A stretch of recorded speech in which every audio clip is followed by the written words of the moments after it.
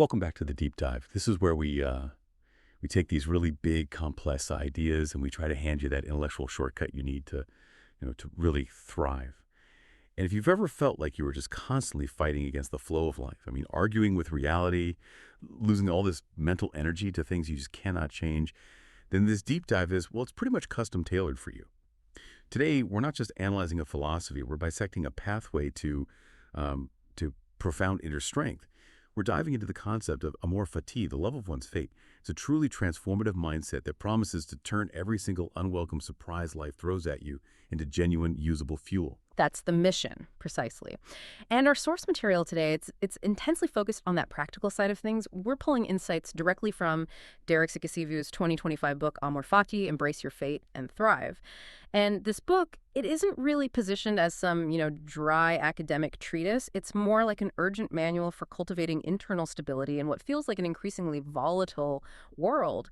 Its promise, which the author sets out right away, is to help you turn every obstacle into fuel and to move beyond just, surviving. It's about getting to a life defined by resilience and, well, creativity and fulfillment. And the core question we're really setting out to answer for you, for the learner, is probably one of those difficult ones in all of philosophy and psychology. How can we possibly learn to love the journey? I mean, all of it, with its inherent unpredictability, its occasional cruelty, and its, grinding challenges. How do you love that instead of constantly fighting the reality that's right in front of you? Well, our deep dive is going to unpack the origins of this really radical idea. We'll draw from that deep well of classical philosophy, and then we'll synthesize it with modern psychological applications. We want to provide you with actionable tools, things you can put into practice, immediately, to shift your perspective on setbacks from, say, a personal injury to a necessary instruction. And to set the stage for everything we're about to discuss, we really have to start with the centerpiece of this entire philosophy. It's that famous quote from the Stoic emperor Marcus Aurelius, which Sekiziyivu uses as the epigraph for the whole book. The impediment to action advances action. What stands in the way becomes the way. Just think about that for a second. The very thing that's blocking you, it isn't a dead end. It's the curriculum. The curriculum, I like that. It is the path forward. So our job now is to unpack how a simple shift in mindset can make that audacious statement a literal blueprint for your life. Okay, so if we're talking about turning impediments into advancements, we have to start at the source. Amor Fati, loving your fate. Sounds complicated, maybe even, fatalistic. Where do these ancient ideas really find their foundation? The foundation is, it's ancient and it's incredibly robust. It's anchored firmly in Stoicism. When we talk about Stoicism, we're referencing figures like, Marcus Aurelius, Epictetus, Seneca.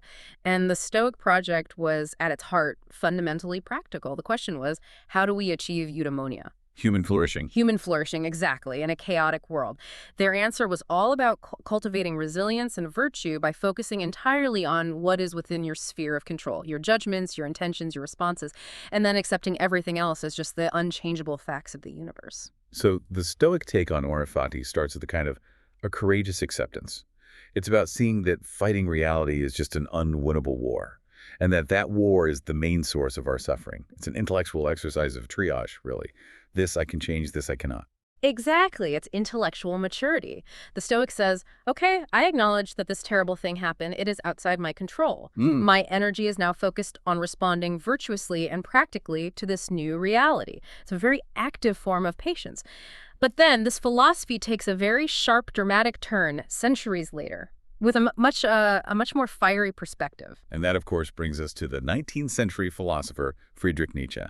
He takes this whole concept of acceptance and just electrifies it, doesn't he? He does. And this is really where the Amor Fati we discussed today gets its radical power. Nietzsche knew about Stoicism, but he found their acceptance a little too passive, a little too willing to just, endure.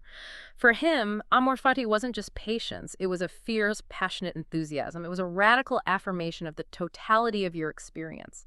He insisted that you must affirm life, including the moments of suffering, contradiction, failure, and joy. Everything. All of it, as if you would want to live that same exact life down to the tiniest detail over and over again for all eternity. Wow.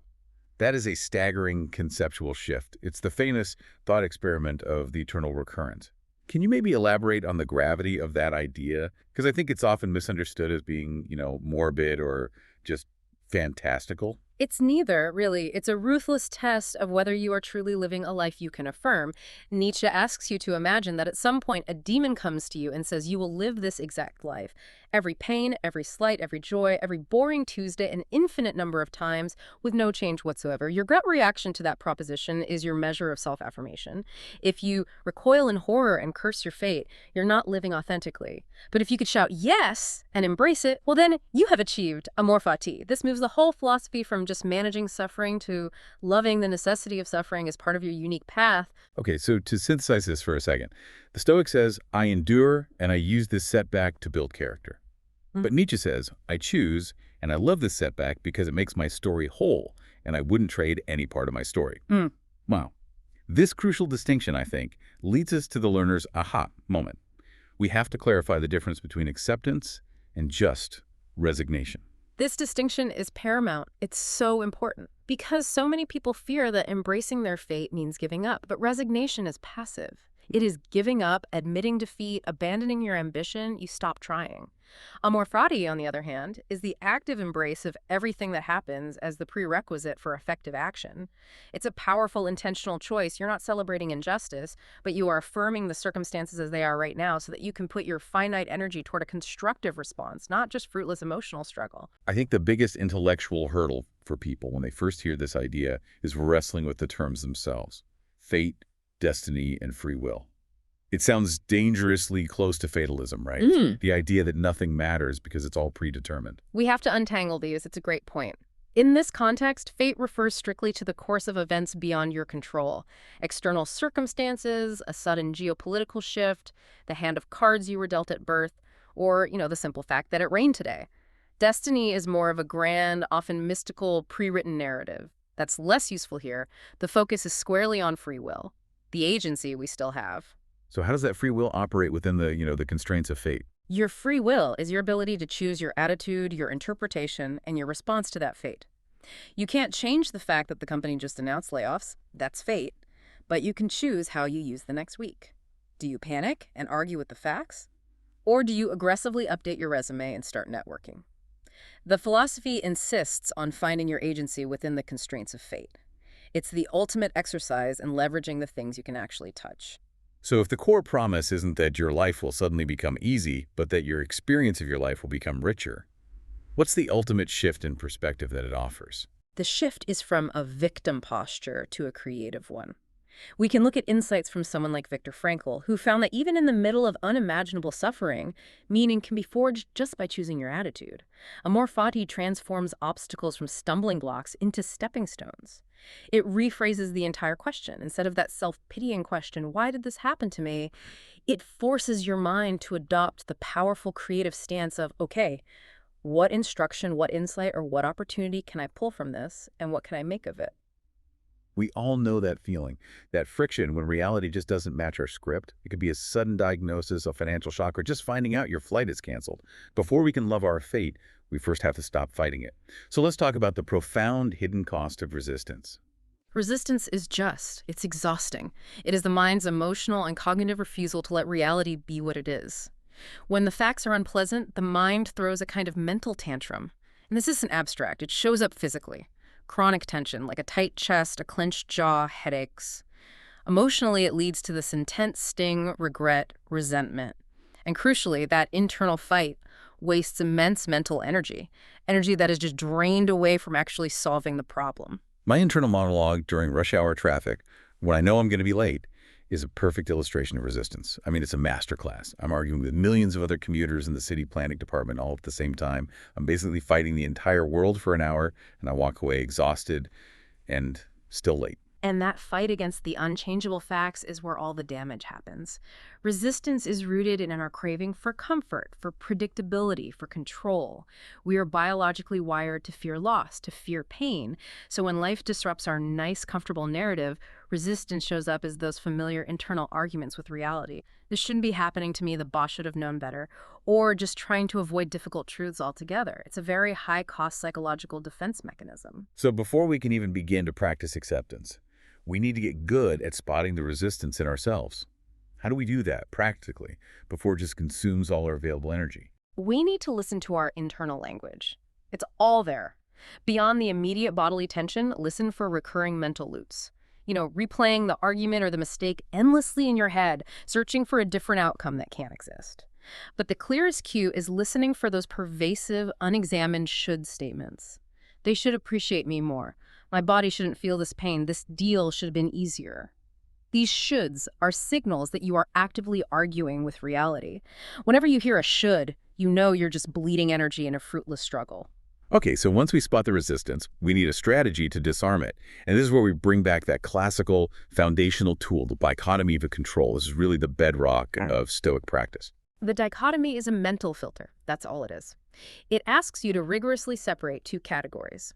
On one side are external events, things entirely out of your control. The past, other people's opinions, global events, the weather, the ultimate outcome of any venture. That's one bucket. On the other side are your actions, choices, and attitude, the things entirely within your control. Your effort, your preparation, your ethical response, your mental state. The goal is simple, though it's very difficult in practice. Channel all your mental strength and attention into that second category and consciously let go of the first. Let's make this practical. Sekiziyivu details this fantastic mental drill, the Stoic acceptance practice, which is designed to apply the dichotomy right when we feel that unexpected tension. Let's walk through a scenario using these steps. Okay, imagine this scenario. It's common for many of our listeners. You're expecting a promotion, you've worked diligently for it, but your manager calls you in and explains that due to a last-minute budget freeze, the role has been dissolved entirely. Your first internal reaction is rage, fear, a sense of betrayal. That's resistance hitting hard. So where does the practice start? First, you pause and take a breath. You have to stop that immediate emotional reaction. You're interrupting the fight or flight response. You're creating a conscious gap between the event and your response. Second, you name the situation neutrally. This is so crucial. You strip away the emotional judgment and the personal attack narrative. The thought isn't, my manager betrayed me and I'm a failure. The neutral description is, the company dissolved the new role due to financial constraints. You are dealing only with facts. Okay. Third, you list what is in and out of your control. You have to be ruthless here. Out of control, the budget decision, the manager's explanation, the last 6 months of effort, your disappointment. In control. My next 3 actions, my attitude toward my manager, whether I ask for detailed feedback, whether I start looking for a new job, my decision to spend the evening focusing on family instead of brooding. And finally, fourth, you choose a small next step that honors acceptance. The action has to align with accepting the new reality, not with trying to force control back. For instance, the next step might be scheduling a follow-up to get specific, actionable feedback on your performance, focusing on what you control, rather than spending the day complaining to your colleagues. But what if, in step 2, I find it really hard to stay neutral? What if the manager was truly manipulative? That's a great question. It introduces an essential nuance. If the manager was manipulative, the neutral fact is not the manager betrayed me. The neutral fact is my manager utilized a communication strategy that prioritized corporate needs over clarity. You're naming the behavior, not judging the character. You accept that the person acted as they did because their actions are also part of the external reality you can't change. Your control remains in choosing your response to that behavior, which might be recognizing a toxic environment and choosing to leave it. That is fantastic framing. And this leads us to the paradox of acceptance. It feels completely counterintuitive to surrender control, especially in a high-achievement culture. Yet you're saying that's where true freedom and power really lie. It is the great counterintuitive truth of internal stability. The effort to control the uncontrollable fighting, the fact that the role was dissolved, arguing with the rain, railing against the past, that struggle is the true source of suffering. When we surrender the illusion of total control, freedom and profound relief can actually begin. We stop pouring our energy into a leaky bucket. We mentioned that energy analogy before, but I think it bears repeating. Once you stop fighting the facts, once you truly accept the rising tide, that vast amount of energy that was tied up in emotional struggle and denial and frustration, it gets released. Released for creativity and meaningful, intentional action. And that release is the critical transition point. The author describes this radical acceptance reflection technique. You sit with a current, deeply uncomfortable reality, you name the emotional resistance, and then you just choose to allow that tension to be there without trying to change it or suppress it. That intentional turning toward the discomfort, not away from it, is the moment the energy is freed. It's the courageous act that prepares us to use the obstacle as building material. Okay, so we've established acceptance as the platform. We freed up that immense store of mental energy we were using for resistance. Mhm. Now we get to the core of Amor Fati, the alchemy, turning that released energy and the accepted setback into genuine fuel. And the first step in this alchemy is simply reframing setbacks, moving them from defeat to data. This is so fundamental. When something goes wrong, a project fails, a business venture stalls, a personal goal is missed, our natural immediate narrative is just damaging. For example, a student might fail a crucial test and immediately conclude, I am fundamentally not smart enough. Which is a statement of defeat. Total defeat. A reframed narrative asks, the test results reveal flaws in my study methods or my knowledge base or my preparation strategy. Which elements need adjustment? So the reframe shifts the failure from a statement about your inherent worth to just a piece of information about external reality. Exactly. Setbacks are blunt feedback that reveal necessary blind spots. If the business failed, the failure is 1,000 data points about your market timing or product design or execution. We see this principle all through history. We often hear the Edison anecdote, he found thousands of ways that wouldn't work. He framed failure not as defeat, but as necessary, instructional data. If you didn't have the failure, you would never know the limits or the errors in your design. This brings us right back to the heart of the philosophy, that principle that's meant to guide every single step. The obstacle is the way. We really need to spend some real time internalizing this. This is the critical principle for transformation. The obstacle is not a detour you want to avoid. It's the raw material from which growth is synthesized. It forces you to build inner resources. If your team had a terrible organizational failure, that crisis forces you to develop better systems, better communication, clearer procedures. If the road of life were perfectly smooth, you'd never develop the muscles of wisdom or endurance or fortitude or flexible thinking. You need the grit that the obstacle demands. This sounds so modern, even though it's ancient. It connects perfectly to contemporary psychology. It's the very definition of modern concepts like cognitive reappraisal. This is the process of viewing challenging situations not as threats or, insurmountable problems, but as instructive opportunities or manageable demands. Research consistently shows that individuals who master this mental shift, viewing the challenge as essential training, exhibit superior persistence, adaptability, and ultimately greater long-term success. The philosophy provides the framework for what is a proven cognitive technique. And speaking of going beyond just endurance, let's explore a concept that takes resilience to the next level: anti-fragility. Nassim Nicholas Taleb introduced this idea, and it feels like a perfect partner for Amor Fati. Anti-fragility is often confused with resilience, so let's define the mechanism clearly. Resilience is the ability to absorb a shock and return to your original state. You bounce back. A fragile system breaks when it's stressed. An anti-fragile system or person not only survives the shock, but gets stronger or smarter or better as a direct result of the stressors and shocks. Can you give us a detailed analogy that illustrates this difference? Something beyond the usual biological examples, like the immune system. Sure. Consider a complex supply chain. A resilient supply chain, when it faces a key supplier failing, it just finds a backup and gets back to normal. An anti-fragile supply chain, however, experiences that failure, and because of it, is forced to build multiple redundant systems, diversify its sourcing across continents, and redesign its internal processes to be less dependent on single points of failure. The next shock will find the system not just recovered, but fundamentally superior, quicker, and more diversified than it was before the initial crisis. The shock forced an evolution. So anti-fragility is a deliberate, conscious choice. You are willingly leaning into manageable stress. It's the student who intentionally seeks out the most difficult group project, or the runner who trains on tough terrain in bad weather. You're proactively inviting challenge into your development because you know the experience will create this robust, flexible strength, what psychologists call grit. Precisely. That is the mindset of Amor Fati applied to growth. You don't just tolerate the obstacle, you see it as the necessary fertilizer for your development. To make sure the learner can translate this theory into practice, let's detail the 3 main actionable exercises for resilience the author provides, starting with a systematic approach: the obstacle inventory. The obstacle inventory is a writing exercise. It's designed to interrupt that emotional reactivity and create distance between you and the event. First, you write down the obstacle clearly and factually.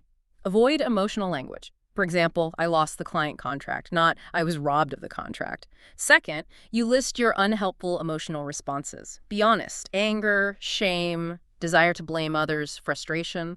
Third, you list Stoic-inspired reframes or alternative perspectives. Challenge that emotional response. If the unhelpful thought is, this proves I'm inadequate, the reframe is, this is a single data point that reveals a weakness in my proposal strategy which can now be improved. And fourth, you choose a new, constructive perspective to adopt immediately.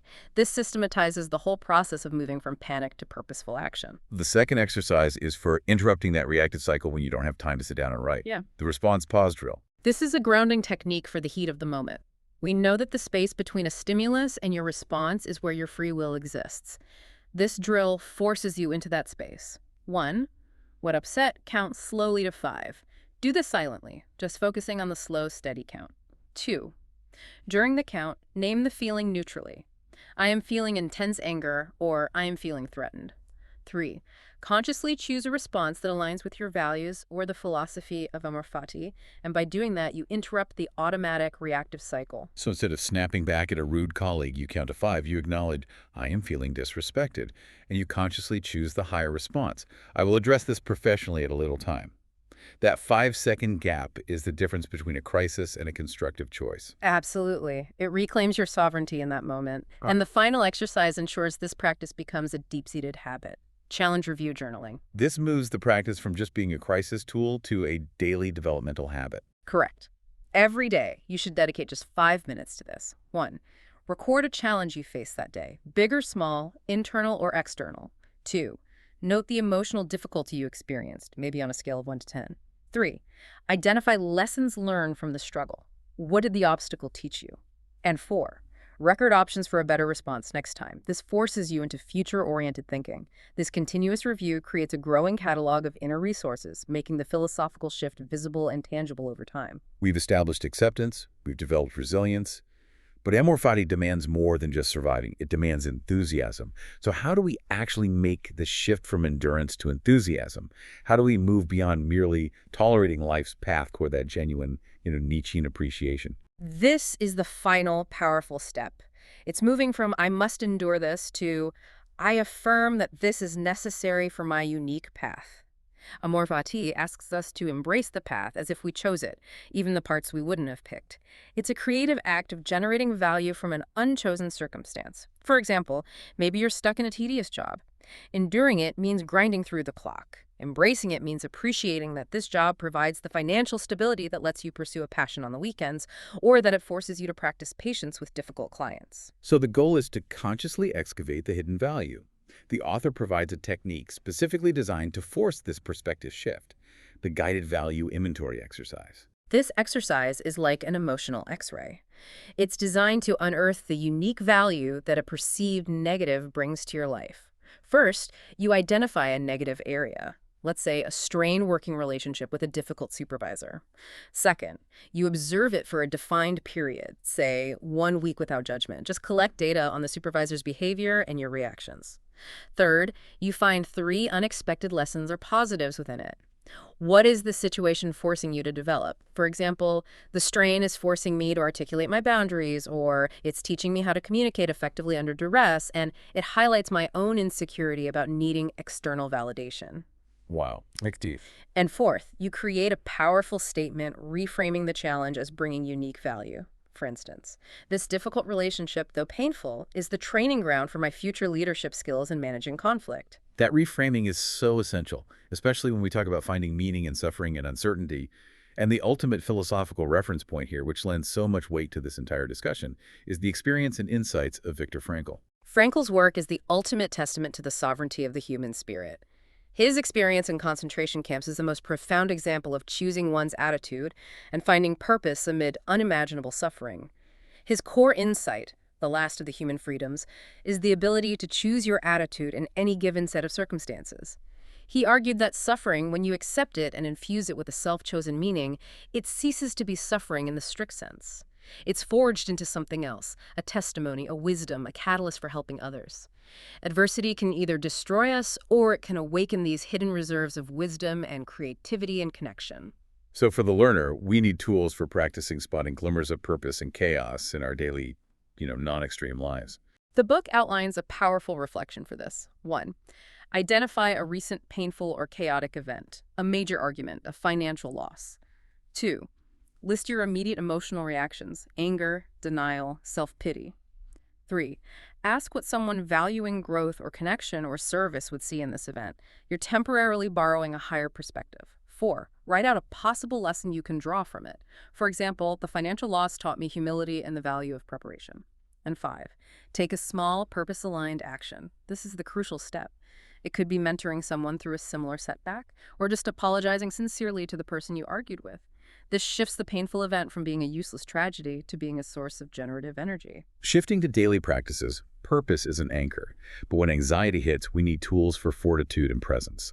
Let's look at the morning ritual. Morning intention setting. Anxiety thrives when we feel like we're just victims reacting to a stream of external chaos. Setting an intention grounds your agency before the day's demands even begin. Before you leave the house, you set a guiding intention. Today, I will seek clarity before reacting, or I will stay patient with setbacks. This small, purposeful act counters anxiety by confirming your intentional role in the day. It anchors you in your purpose and your chosen attitude. And when the anxiety is truly overwhelming, say waiting for difficult news or during a high-stakes exam, we need a rapid physical anchor. This is where fostering presence through mindfulness comes in. The 5-4-3-2-1 senses check-in is explicitly detailed as a powerful grounding tool. This is so effective because it uses your physical body to interrupt the mental chatter. It aligns perfectly with Epictetus's instruction to control only our perceptions and responses. When your mind is spiraling, the steps are sequential and simple. 1. 5 things you can see. Look around and name 5 distinct visual objects. Focus on details, color, shape, texture. 2. 4 things you can feel. Notice 4 distinct physical sensations: the pressure of your feet on the floor, the texture of your shirt, the temperature of the air. 3 things you can hear. Listen actively for 3 distinct background voices: the hum of the AC, traffic outside, your own breathing. 4 2 things you can smell. Focus on 2 smells, however faint they are. And 5 1 thing you can taste. Just focus on the sensation in your mouth. The power of that technique is that it forces your awareness out of that stressful hypothetical future and back into the undeniable immediate reality of the present moment. It's a 5-step retreat back to sanity. Precisely. And in the present moment, we always retain the capacity to choose our attitude. Okay, finally, let's address a potential conflict. Integrating Amor Fati with ambition. A lot of listeners might worry that acceptance means becoming stagnant or giving up on ambitious goals. How do acceptance and striving actually work together? They're mutually supportive, really. Acceptance stabilizes your why, your core values, your purpose, your commitment.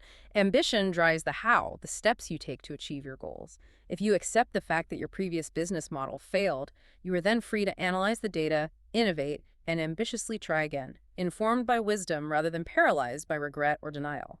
The acceptance just removes the emotional waste, which maximizes the power of your ambition. And the practical tool for harmonizing this striving and acceptance is the 2-column challenge. This is a perfect daily or weekly review tool. You just draw 2 columns on a page. Outside my control versus within my power. You list all the current challenges and problems in the left column. Then, for every single item on the left, you write down a corresponding positive action you can take on the right. This visually channels your finite energy away from the emotional and cognitive struggle listed on the left and entirely into the intentional, adaptive, and impactful actions listed on the right. Amor Fati starts internally. But if we're truly going to love our fate, we have to love the reality of the people who share it with us. And this is where the philosophy gets intensely complex: embracing others' fates. This is the external application of acceptance, and it is profoundly challenging. It means accepting the wholeness of your loved ones, their flaws, quirks, historical baggage, difficult temperaments, all of it.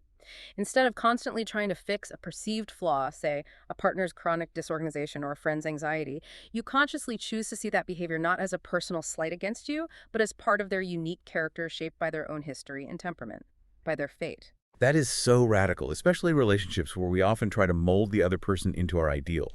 By choosing acceptance, you're saying, I love you as you are, including the parts that make my life difficult. That should inherently strengthen the bond, shouldn't it? It absolutely does. The continuous demand for change creates friction. Acceptance creates profound security. The book provides practical steps for strengthening bonds using this framework. 1. Name the present reality neutrally. For example, my partner is chronically 10 minutes late to social events. 2. Uncover what fate has shaped this reality, their childhood history of rushing, their specific anxiety about transitions. 3. Consciously choose acceptance of that reality. Acknowledge that this is a current fact of their being and you cannot force instantaneous change. Okay. 4. Use gratitude as an active bridge. Find appreciation for the trait that sometimes annoys you. For example, maybe their disorganization is tied to their creative spontaneity. And 5. Respond with empathy.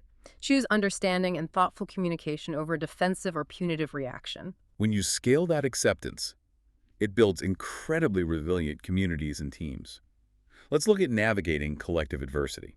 Mutual acceptance is the required foundation for any compassionate community. It has to be. When members accept each other's inherent differences, weaknesses, and histories, the group can handle conflict, setbacks, and collective shocks without fracturing. Instead of dissolving into blame during a crisis, the group's energy goes into solving the problem based on the shared accepted facts of the situation. And when a crisis hits a family or a team or an entire community, the process for facing adversity together using the principles of Amor Fati seems to follow 3 clear stages, moving from denial to collective purpose. Exactly. 1. Naming and owning the challenge together. This is crucial. It means moving the pain from private suffering or blame to a shared, acknowledged reality. Everyone has to agree on the facts of the layoff or the market failure or the disaster. That shared understanding is the starting line. 2. Finding a new meaning. The group reframes the crisis as a call to deepen their collective purpose or redefine the team's mission. For instance, this massive financial loss has forced us to simplify our product line and focus on our core values, or the neighborhood flood revealed our hidden capacity for mutual aid. Right. And 3, distributing responsibility and empowerment, making sure every member has a tangible, purposeful role to play in the recovery or reframing effort.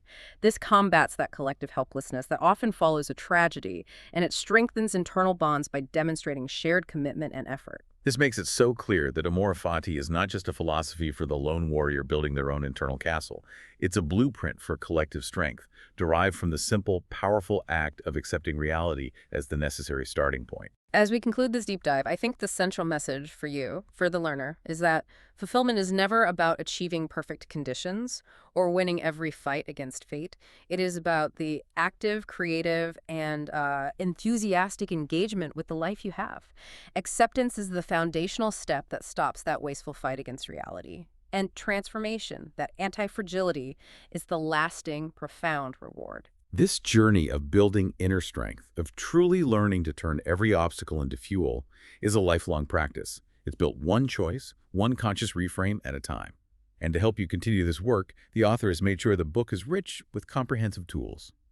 If you struggle with recognizing those repetitive mental arguments, the Resistance Awareness Checklist can help you spot them immediately. For those who want to systematize growth, the Adversity Reframing Worksheet allows you to practice that defeat to data shift daily. And if you're still searching for your core anchor, the Personal Values Inventory and the Life Purpose Statement Template are critical tools for grounding yourself in your why. These tools, along with the deep philosophical sources that are cited, Marcus Aurelius, Seneca, Nietzsche, Viktor Frankl, and Taleb, they provide a complete ecosystem for intellectual and personal growth. You know, we spent this time focusing on the intensely personal transformation that comes from accepting and loving your own story. But the source material subtly mentions Sekiziyivu's deeper work with the Gaia Refugee Foundation, which connects this intensely personal philosophy to the world's most difficult, widespread challenges. And that raises our final provocative thought for you to consider. If loving your own fate builds such profound, unshakable inner strength that it makes you anti-fragile, how might embracing the shared fate of humanity, with all its collective uncertainty, global conflict, and widespread hardship, compel us toward greater compassion and social impact? What does a collective Amor Fati look like when it's applied to solving global problems? Keep that question in the forefront of your mind as you move forward. Thank you for diving deep with us today. You catch you on the next Deep Dive.